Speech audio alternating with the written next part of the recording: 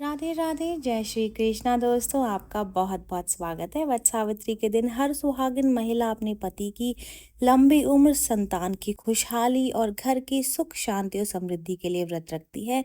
इस दिन व्रत रखने से सुहागिन महिलाओं को अखंड सौभाग्यवती होने का आशीर्वाद मिलता है। वट सावित्री के दिन इस विधि से पूजा करने से, यानी कि इस विधि से अगर आप बरगद के पेड़ की पूजा करती हैं तो पति की लंबी उम्र, सुख समृद्धि और साथ ही संतान के खुशहाल जीवन का आशीर्वाद आपको भगवान से मिलता है। हिंदू पंचांग के अनुसार वट सावित्री का ये व्रत ज्येष्ठ मास की अमावस्या तिथि को मनाया जाता है। इस दिन सुहागिन महिलाएं अपनी पति की लंबी उम्र और सुख संपन्नता के लिए व्रत रखती हैं, पूजा पाठ करती हैं, प्रभु की आराधना करती हैं। ये बात आपके लिए जानना जरूरी है कि हर साल वट सावित्री व्रत के दिन रोहिणी नक्षत्र और धृति नक्षत्र का जो योग है वो बन रहा है और इस दिन सुहागिन महिलाएं बरगद के पेड़ के नीचे बैठ करके देवी सावित्री और सत्यवान की पूजा करती हैं। वट सावित्री के दिन बरगद के पेड़ की विधिवत रूप से पूजा करने की मान्यता है।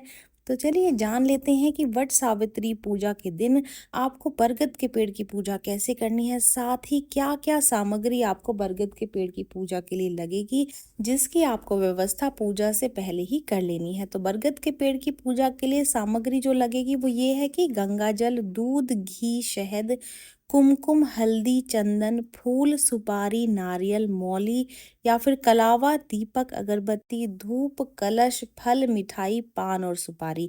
ये सारी वो चीजें हैं जो कि आपको बरगद के पेड़ की पूजा के लिए लगेगी। वट सावित्री व्रत के दिन बरगद के पेड़ की पूजा आखिर कैसे करनी है, क्या है उसकी सरल विधि, ताकि आपकी पूजा में किसी भी प्रकार की कोई भी गलती, कोई भी त्रुटि ना होने पाए। वट सावित्री के दिन व्रत रखने से एक दिन पहले सात्विक भोजन करें और मसालेदार भोजन से परहेज कर दें।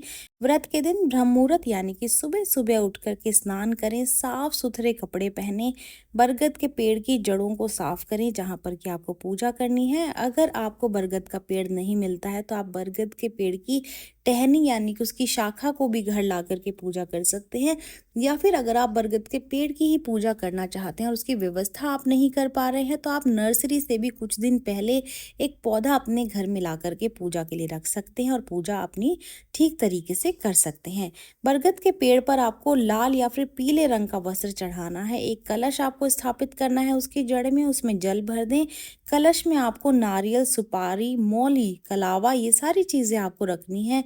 पेड़ को गंगाजल, दूध, घी, शहद, कुमकुम, हल्दी और चंदन से स्नान कराएं। आपको जल लेकर के उसी में गंगाजल की कुछ बूंदें, दूध, घी, शहद, कुमकुम, हल्दी, ये सारी चीजें थोड़ी थोड़ी मात्रा में उसमें डाल करके आपको पेड़ की जड़ में इस जल को डालना है। उसके बाद में धूप बत्ती जलाएं, आरती करें।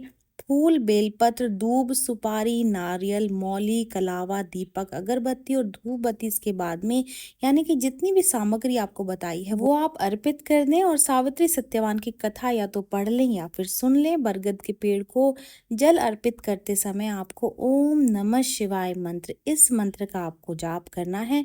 पेड़ की जड़ों में घी का दीपक जलाएं और पेड़ की परिक्रमा 7 बार करें या फिर 11 बार भी आप कर सकते हैं।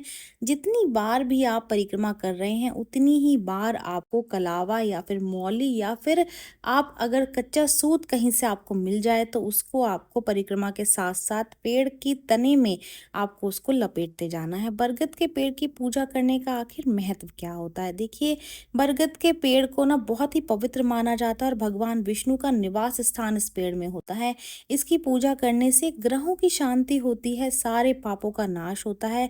बरगद के पेड़ की विधिवत पूजा करने से जो वैवाहिक जीवन है वो सुखमय रहता है। बरगद के पेड़ की पूजा करने से आरोग्य की प्राप्ति होती है, पति को दीर्घ आयु प्राप्त होता है, संतान का जीवन खुशहाल बीतता है, घर की सुख शांति और समृद्धि बनी रहती है। इतना ही नहीं, बरगद के पेड़ की पूजा करने से सुहागिन महिलाओं को अखंड सौभाग्य का वरदान मिलता है, साथ ही मृत्यु के बाद भी मोक्ष की प्राप्ति होती है। ये जानकारी यहीं तक ही। उम्मीद है दी गई जानकारी आपके काम आएगी और आप इसका लाभ उठाएंगे। जो लोग वीडियो देख रहे हैं वीडियो को लाइक कर दीजिए, चैनल को सब्सक्राइब कर दें, नोटिफिकेशन बेल को दबाना बिल्कुल भी ना भूलें, क्योंकि यहाँ पर इस तरीके की महत्वपूर्ण जानकारियाँ मिलती रहती हैं। तो चलिए मिलते हैं नई वीडियो में नई जानकारी के साथ। जय श्रीमन नारायण दोस्तों, जय श्री कृष्णा।